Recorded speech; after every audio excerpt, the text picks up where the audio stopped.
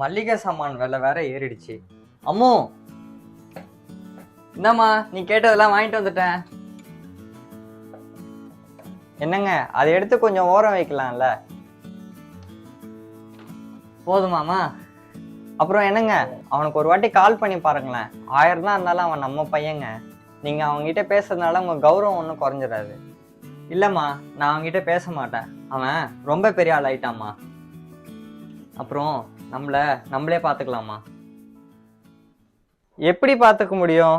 அதுவும் எத்தனை நாளைக்கு? இவ்வளோ பேசுறல்ல, அப்போ இந்தா நீயே அவனுக்கு ஃபோன் பண்ணி பேசு.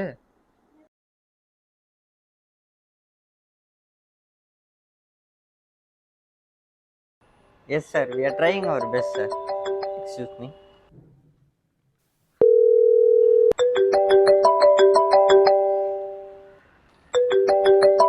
ஹலோ தம்பி, சொல்லுங்கம்மா. என்னப்பா ரொம்ப பெரிய ஆள் ஆகிட்ட போல, ஒரு ஃபோன் கூட பண்ண மாட்ற? அப்பா தாம்மா இனிமேல் கால் பண்ண வேணாம்னு சொன்னார். அவர் உன் அப்பாடா, அவர் உன்னை திட்டக்கூடாதா? அவர் என்ன சொன்னாரோ அதுதானம்மா செய்ய முடியும். இனிமேல் கால் பண்ண வேணாம்னு சொன்னார், கால் பண்ணலை. அம்மு, அவன் வர்றதும் வராததும் அவனோட விருப்பம்.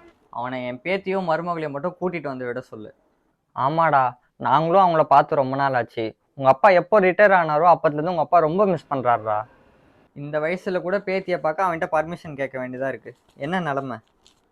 நான் இப்போ பிஸியாக இருக்கேன், நான் அப்புறமா கூப்பிட்றேன். நான் ஈவினிங்காக கால் பண்ணுறேன். உங்ககிட்ட பேச வேண்டியது நிறைய இருக்குமா? ஆனால்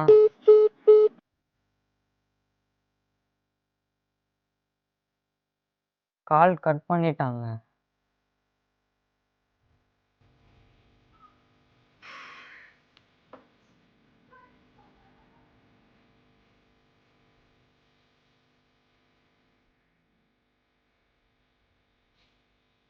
அம்மு, பசங்க ரொம்ப தூரமாக இருக்காங்கல்லம்மா. நம்ம இன்னும் எங்கே இருக்கோமோ அங்கே தான் இருக்கும்.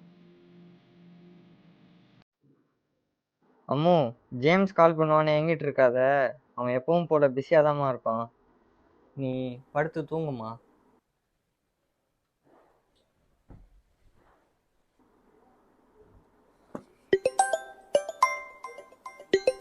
ஹவுஸ் ஓனர் கால் பண்ணுறாரு. Hello sir. சார், நாளைக்கு காலைல 11 மணிக்கு வீட்டுக்கு வரலாமா? சார், உங்கள் வீடு சார், நீங்கள் எப்போ வேணால் வரலாம் சார். சரிங்க சார், காலைல பார்ப்போம். Okay sir. என்னங்க, நான் தான் சொல்கிறேன்ல ஜேம்ஸோட ஹெல்ப் தேவைப்படுதுன்ட்டு. நீங்கள் தான் என் பேச்சை கேட்க மாட்டீங்க. இப்போ ஹவுஸ் ஓனருக்கு என்ன பதில் சொல்லுவீங்க? விடுமா, இதை நானே பார்த்துக்கிறேன்.